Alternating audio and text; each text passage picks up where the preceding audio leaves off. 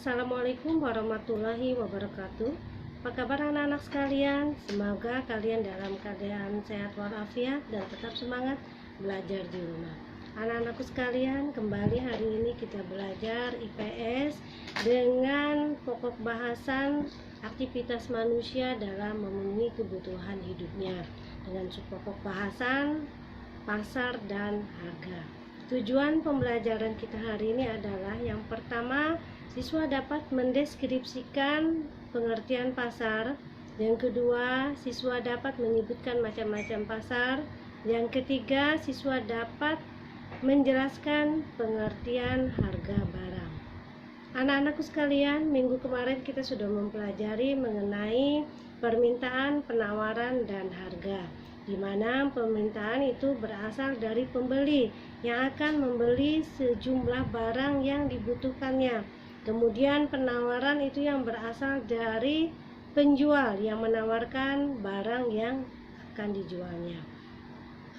Terjadinya permintaan, penawaran, tawar-menawar harga barang antara penjual dan pembeli sehingga terbentuklah suatu harga.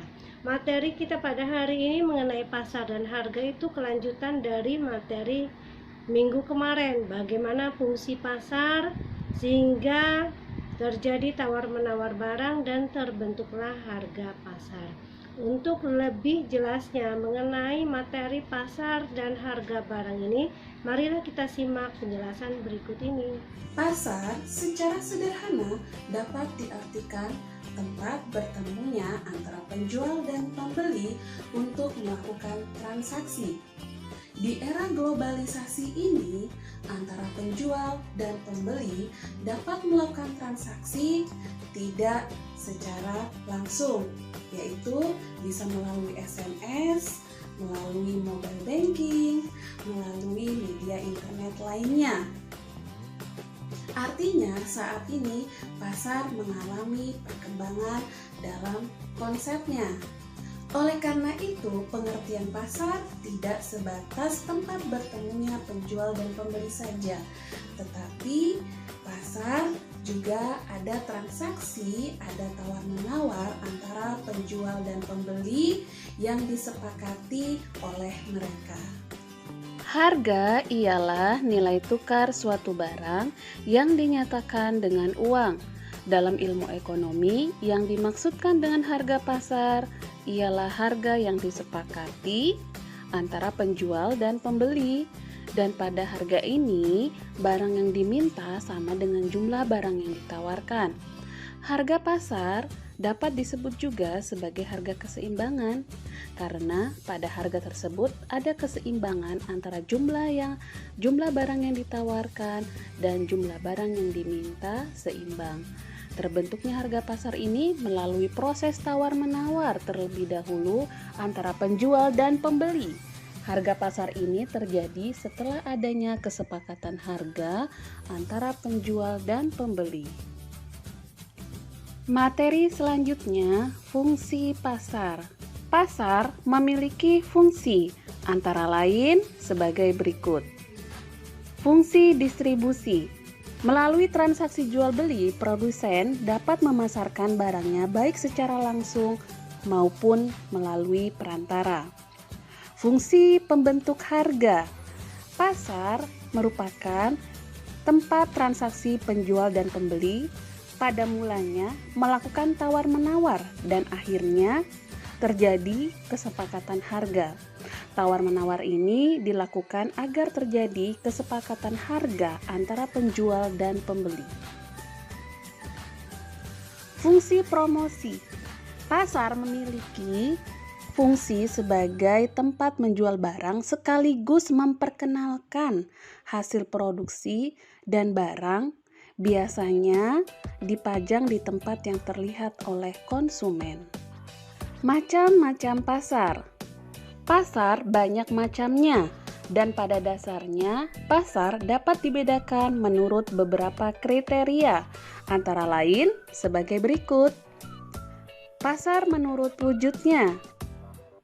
Yang pertama, pasar konkret atau pasar nyata. Pasar ini mempertemukan antara penjual dan pembeli secara langsung.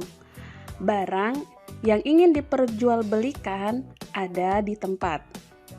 Sedangkan pasar abstrak adalah pasar di mana penjual dan pembeli tidak bertemu secara langsung. Contohnya, pasar online. Pasar menurut barang yang diperdagangkan. Ada pasar barang konsumsi yang menyediakan kebutuhan masyarakat yang dapat dikonsumsi secara langsung. Contohnya pasar buah, pasar ikan, supermarket, dan mall. Pasar barang produksi. Pasar yang menyediakan keperluan faktor-faktor produksi, antara lain pasar tenaga kerja dan pasar modal. Pasar menurut luas jaringan distribusi. Ada pasar setempat, pasar regional, pasar nasional, dan pasar internasional. Pasar menurut waktu penyelenggaraan. Pasar harian, pasar mingguan, seperti pasar malam, pasar bulanan, dan pasar tahunan yang biasa diadakan 1 tahun sekali di tempat tertentu. Pasar menurut organisasi atau strukturnya dibagi menjadi 2. Yang pertama, pasar persaingan sempurna.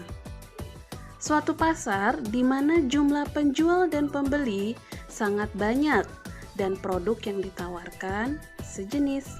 Contoh barang yang dijual pada bentuk pasar ini adalah beras, gandum, kentang, batu bara, dan sebagainya. Agar mudah membedakan, pasar persaingan sempurna memiliki ciri-ciri pokok antara lain. A. Jumlah penjual dan pembeli banyak. B. Barang jualan bersifat homogen. C. Tidak ada campur tangan pemerintah dalam penentuan harga. D. Faktor-faktor produksi bergerak bebas. E. Penjual adalah price taker atau pengambil keputusan harga. F. Konsumen mempunyai posisi kuat untuk tawar-menawar. G. Sulit mendapat keuntungan di atas rata-rata. Dan yang terakhir, free entry and exit.